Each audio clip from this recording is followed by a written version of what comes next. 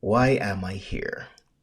Why am I on earth? What am I supposed to do? These are all questions that we have all wrestled with, may have wrestled with, maybe wrestling with right now at some point in our life. And it's one that deserves thought and reflection. And we're here in this series of videos tackling this question of what is my calling. So let's dive right in.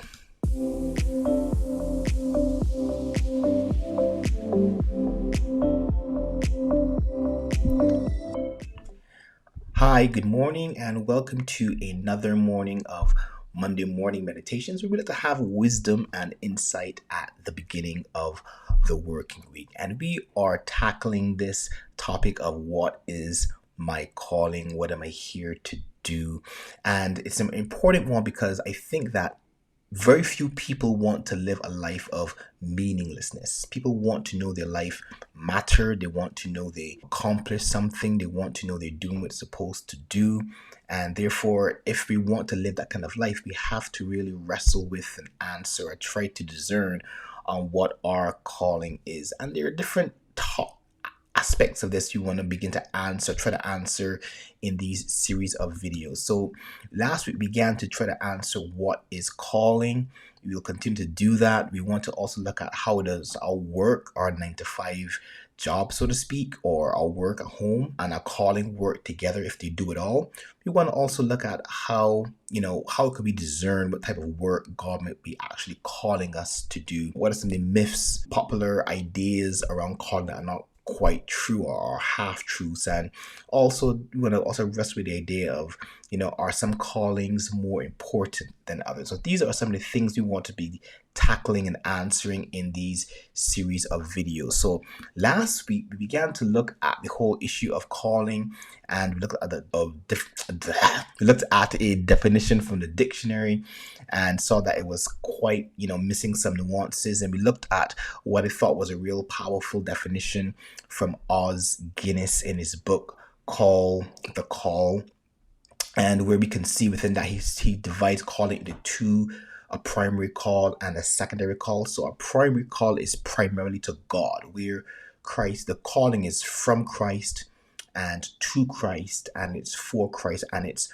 personal relationship with this God who is calling us to himself and to his eternal purposes. So that's the primary call. But then we have what we call kind of secondary callings. This is the one where we are probably more familiar with when we think about calling. And this is where, and even this is broader than what we normally think about, because when we think about secondary calling, we're thinking about what am I supposed to do? And that's involved in a secondary calling, but it's broader than that. Our secondary call is really a call, a call to our whole life discipleship. It's really where it's a call to everyone and everywhere and in everything, where we are committed to speaking and thinking and acting for Christ and like Christ in that particular context. It's a call of the whole entire life towards Christ in various specific contexts in our life.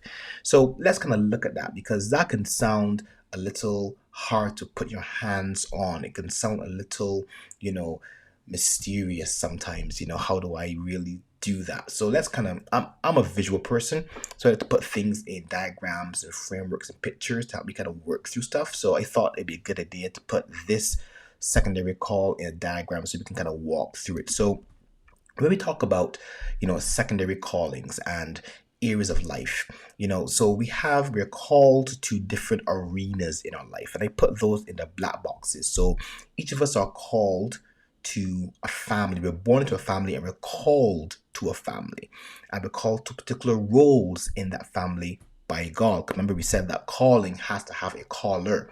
So if you're a husband, or if you're a wife, your parent, father, mother, that is just not a occupation to no, well, not occupation. That's not just a role. That's a vocation. It's a calling from God, and we are called by God to function in this particular way, to be a husband, to be a wife, and then of course He is the one that dictates and gives that whole definition, character of what it's supposed to be like. And we're supposed to follow his instruction in following out these family roles. Husbands, love your wives, and wives, submit to your husbands, and fathers, don't exasperate your children. Mothers, teach your sons the law.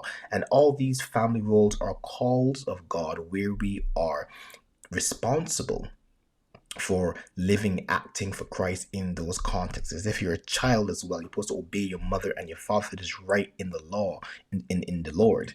Even just taking care of your elderly family as well can be a dimension of our vocation. If you have elderly folk, elderly parents or grandparents, etc., and you want to, kind of take care of them, all that comes under vocation and calling and role, and it goes beyond paid work. What am I supposed to do as an assignment? So family is a big part of the calling.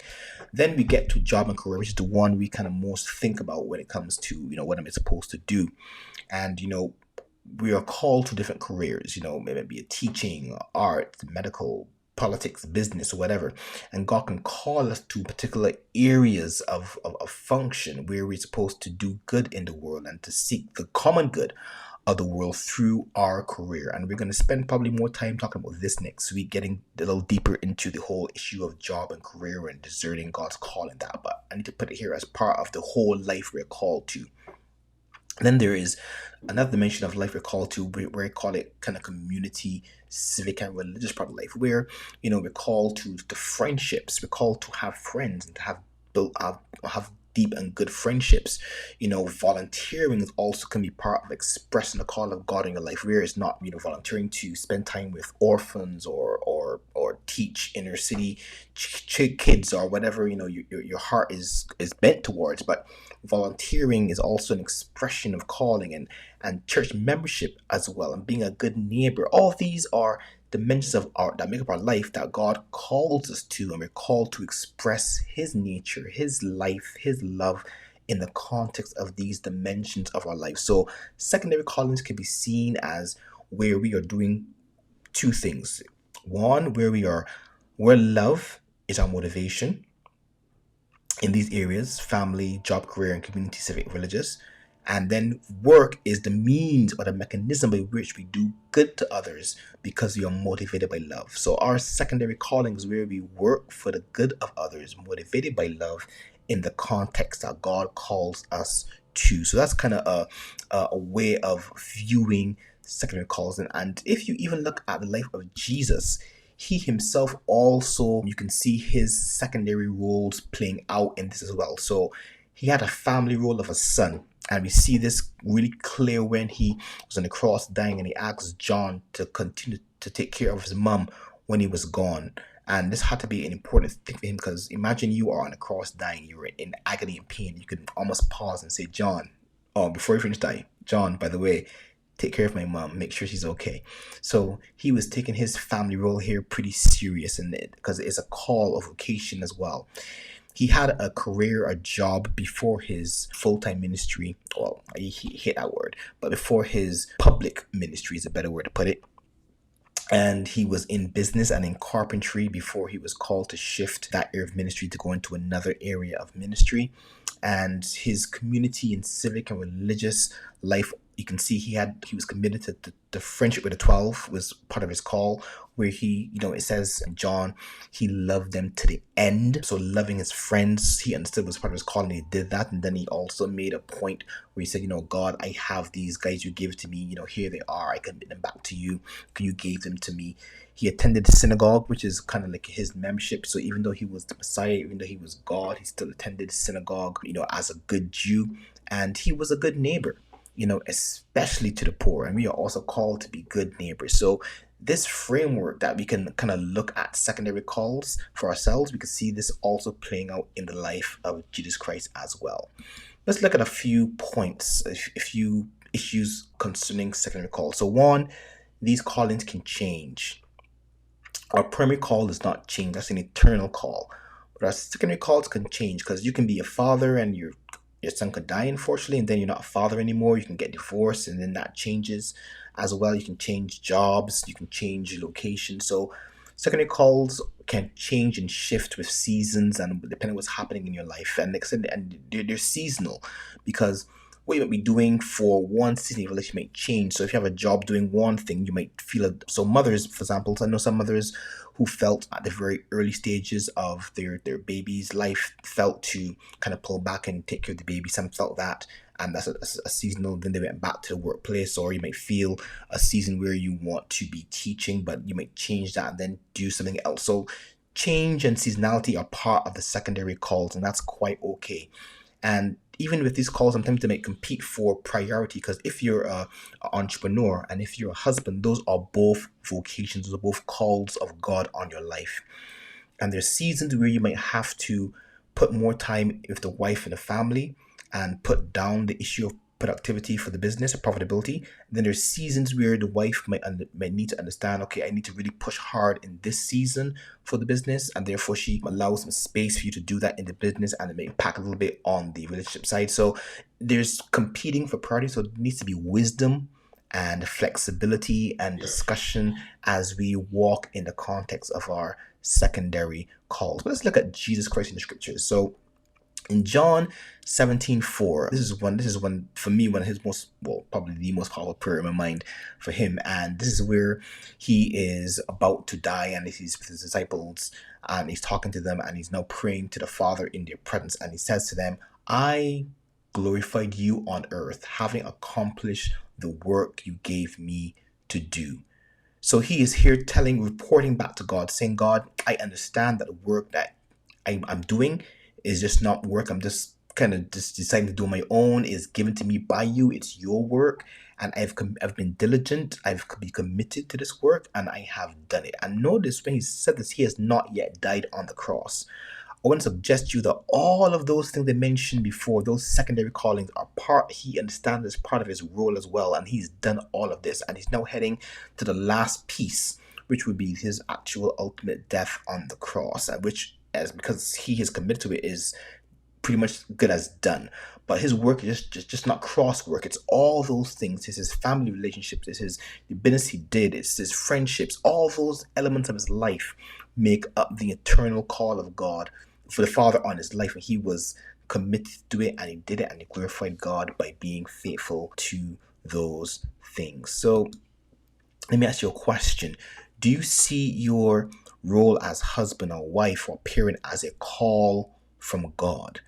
And if a call from God, then you have to give account to God for how we are stewarding and working with in the context of that call. Is love our motivation, or is it something else for our function in those various calls of God? So I want us to appreciate that calls have two dimensions. There's a primary call, which is to God himself, and then there's a secondary call, which is to all of life, which includes our work but goes beyond our work.